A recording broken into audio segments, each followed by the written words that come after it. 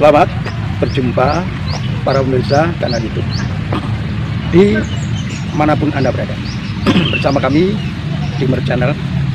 Marilah kita ikuti siaran kami di Mer Channel yang akan mengulas tentang proses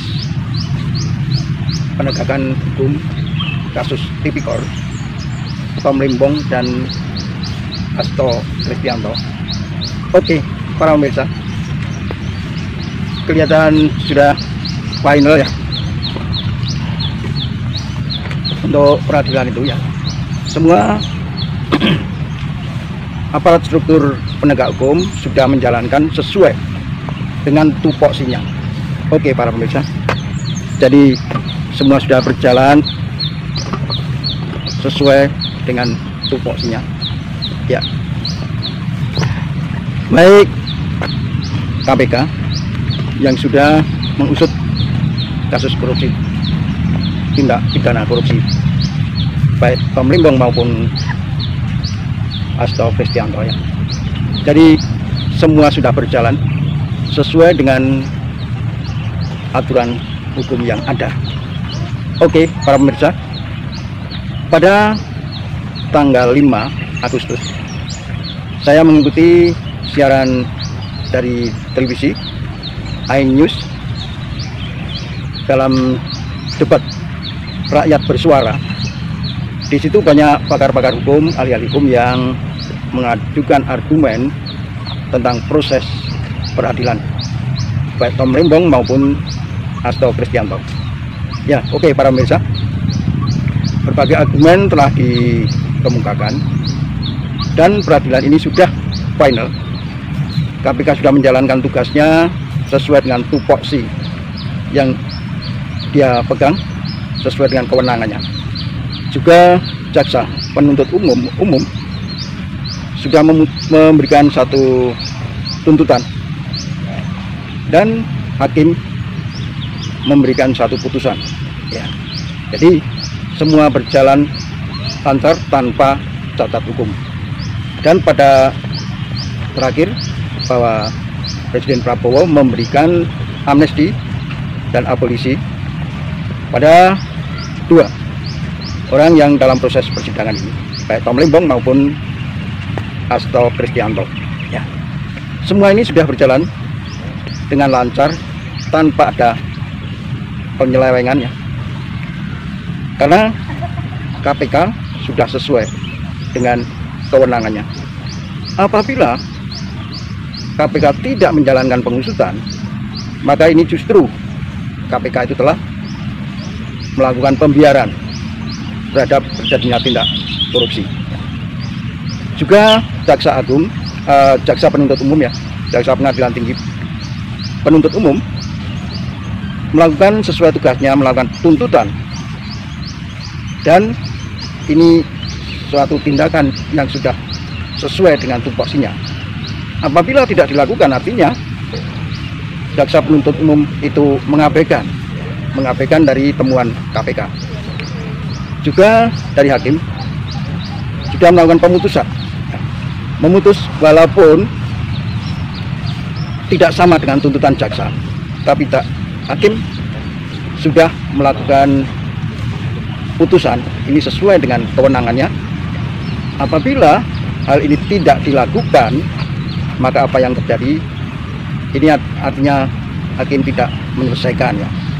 Seperti terjadi kasus persidangan Tuhan Yesus ya, oleh Pontius Pilatus ya.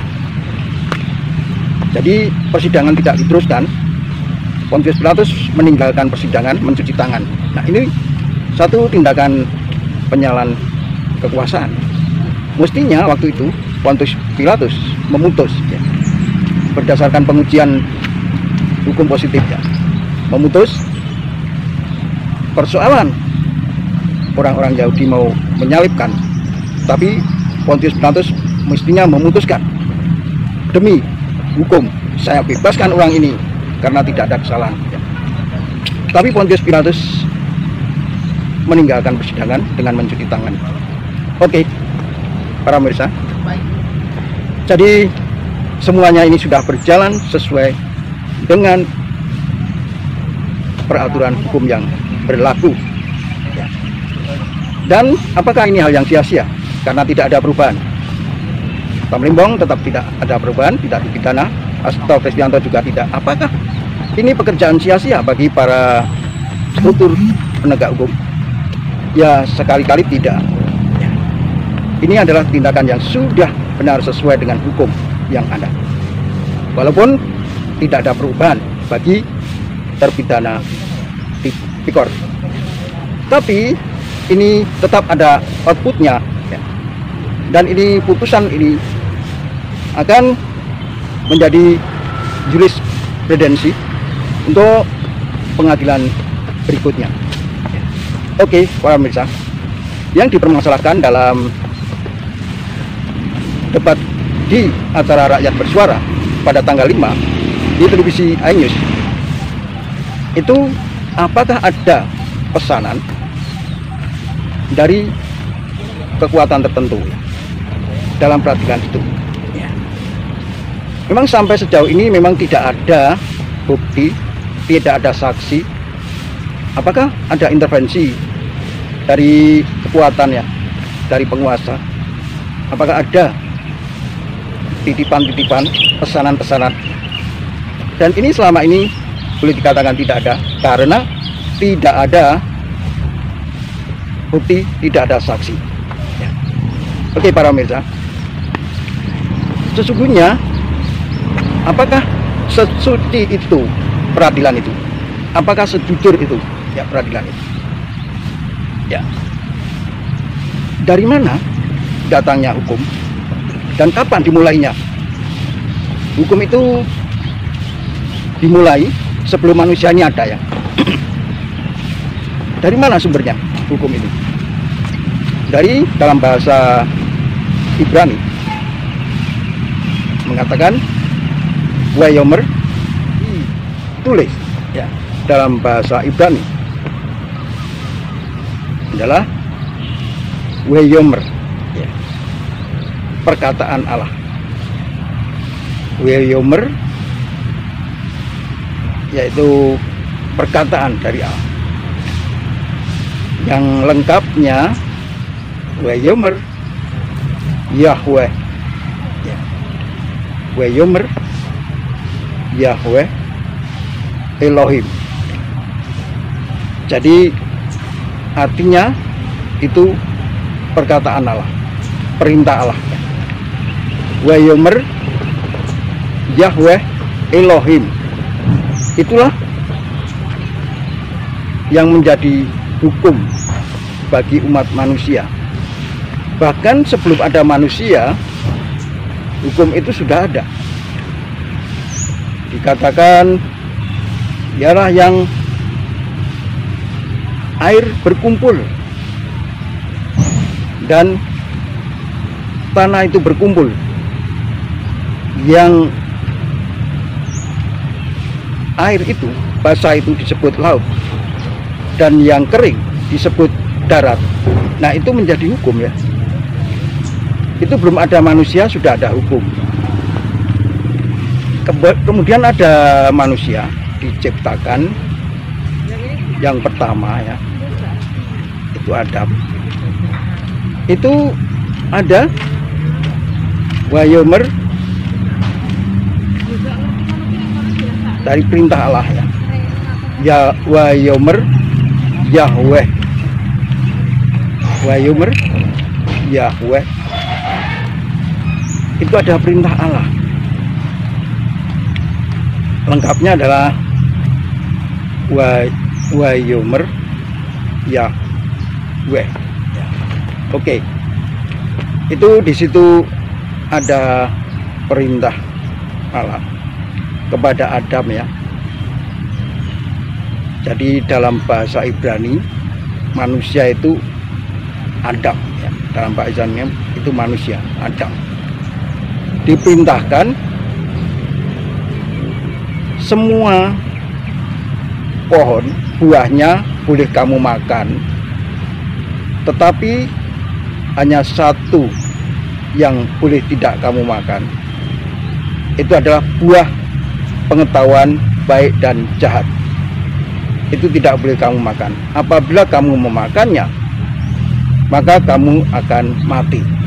Nah, ada satu perintah, ada larangan, ada juga sanksi apabila dilanggar.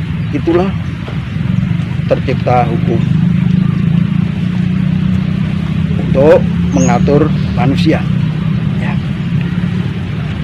Kemudian hukum diturunkan kepada Musa, 10 hukum Allah dan kitab Taurat, ya. Dalam bahasa Ibrani Torah Sabat itu kitab Taurat yang mengatur kehidupan bangsa waktu itu.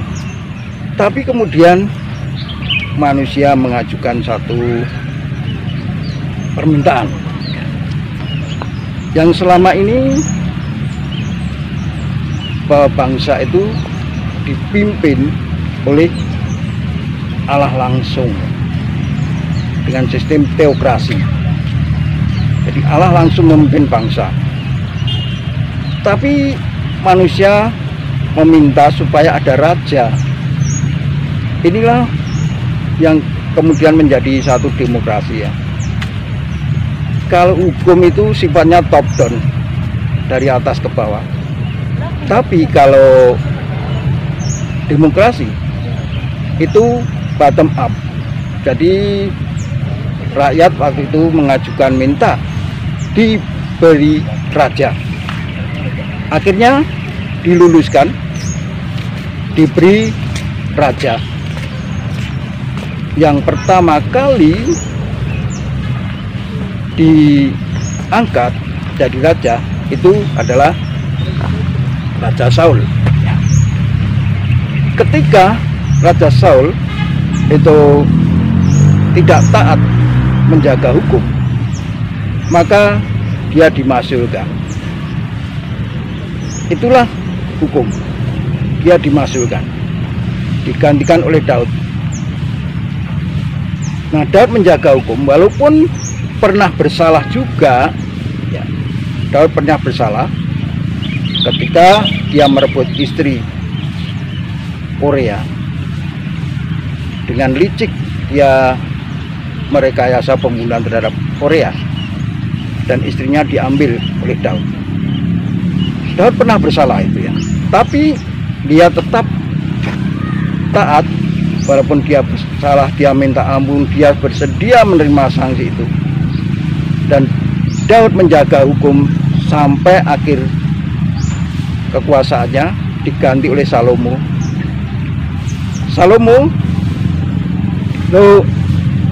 juga menjaga hukum sampai selesai. Tidak ada penyimpangan, tidak ada pelanggaran. Tapi kemudian setelah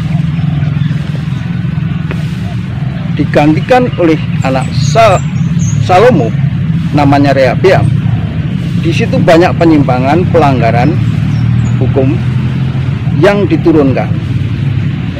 Maka bangsa itu menjadi terpecah menjadi dua. Bangsa keturunan Yakub menjadi dua bangsa. Satu bangsa Israel, yang satunya adalah Yehuda. Dan karena pelanggaran-pelanggaran hukum yang dilakukan selama itu, maka kedua, ya, baik Yehuda, bangsa keturunan Yakub ini dibuang ke Babilonia. Nah, di Babilonia terbawa juga orangnya ketika dibuang di Babilonia, di tanah orang Kasdim, ya. Itu menjadi influencer di sana. Dia mempengaruhi bangsa itu sehingga di Babilonia diperlakukan hukum bahwa mereka untuk taat kepada Allah, Daniel. Ketika Babilonia melakukan pelanggaran hukum, kesalahan-kesalahan, dan tidak menghormati hukum Allah, maka Babilonia dihancurkan, dikuasai oleh media Persia. Media Persia pun juga tidak setia, ya. Dia melanggar hukum dan media Persia hancur, dikuasai oleh Yunani. Yunani itu juga tidak bisa menjaga hukum, maka Yunani pun hancur, dikuasai oleh Romawi. Romawi banyak pelanggaran-pelanggaran hukum, termasuk pengadilan oleh Pontius Pilatus itu ya, juga kekejaman Kaisar Nero, banyak sekali pelanggaran. Maka Romawi juga dihancurkan gitu ya, abad ke-4 setelah Masehi. Dan kerajaan Romawi terpecah-pecah menjadi negara-negara di Eropa ya, termasuk Jerman. Dan ketika di situ hukum tidak dihormati, hukum tidak ditegakkan, maka yang empunya hukum itu ya, itu Yahweh Elohim, itu memberikan sanksi dan bangsa itu dimasukkan. Kemudian hukum mempengaruhi sampai ke Jerman, ke Belanda, Nederland. Dan ketika Nederland berlaku tidak adil dijajahnya Hindia Belanda, maka Hindia Belanda lepas dan merdeka menjadi Indonesia. Dan hukum Hindia Belanda namanya Staatsblad itu diadopsi menjadi hukum positif di Indonesia. Dan begitu seterusnya. Ketika penguasa-penguasa itu tidak menjalani hukum, dia tidak menegakkan hukum, maka yang bisa memasukkan itu yang punya hukum, Yahweh Elohim. Karena sumber hukum itu dari Yahweh Elohim, artinya dari perintah Allah, perkataan Allah. Dan di Indonesia beberapa penguasa presiden itu ada 3 ya, dari Soekarno, Soeharto, Gus Dur juga mengalami dimasukkan. Tapi diteruskan ya Megawati, SBY, Jokowi ya, tidak ada pemasukan karena tidak ada pelanggaran-pelanggaran hukum. Nah, dalam putusan Presiden Prabowo ya, telah memberikan amnesti dan abolisi, apakah ya kemarin dipermasalahkan ada pesanan? Itu saya mengatakan tidak ada karena memang tidak ada bukti dan saksinya. Jadi ini menjadi catatan yang sangat bagus ya untuk hukum di Indonesia. Nah, pernah bergaung bahwa Gibran itu dimasukkan ya. Apakah bisa Gibran dimasukkan? Kalau melanggar hukum bisa. Bahkan Presiden Prabowo kalau melanggar hukum bisa dimasukkan. Siapa yang memasukkan? Yang punya hukum itu Yahweh Elohim. Jadi ketika terjadi ketidakadilan, penyelewengan di persidangan ada, baik itu karena intervensi kekuasaan, karena uang, karena ada demand group, itu mempengaruhi putusan pengadilan. Tapi kita bisa berbuat apa? Ya, kita hanya bisa melihat saja, tidak bisa menegakkan keadilan. Karena keadilan itu yang bisa menegakkan adalah Yahweh Elohim. Kalau orang Jawa melihat ketidakadilan, itu hanya berujar Gusti Allah ora sarya. Dalam bahasa Ibrani-nya, Wayar Elohim, Allah melihatnya. Jadi Wayar Elohim, bahwa di saat tidak ada yang bisa meluruskan, tidak ada yang bisa menegakkan, tapi dalam bahasa Ibrani, Wayar Elohim, Tuhan melihatnya. Wayar Yahweh Elohim, Tuhan melihatnya. Maka yang bisa menegakkan keadilan yaitu yang punya hukum, yaitu Tuhan sendiri. Oke para pemirsa, demikian ulasan kami tentang seputar putusan hukum dan pemberian amnesti dan abolisi baik Tom Lembong maupun Hasto Kristianto oleh Presiden Prabowo. Ya, ini akan menjadi arsip jurisprudensi bagi lembaga dan kementerian yang pada gilirannya akan dijadikan jurisprudensi dalam peradilan. Oke, para pemirsa, jangan lupa ya, kasih subscribe, like, dan komentar ya. Selamat beraktivitas.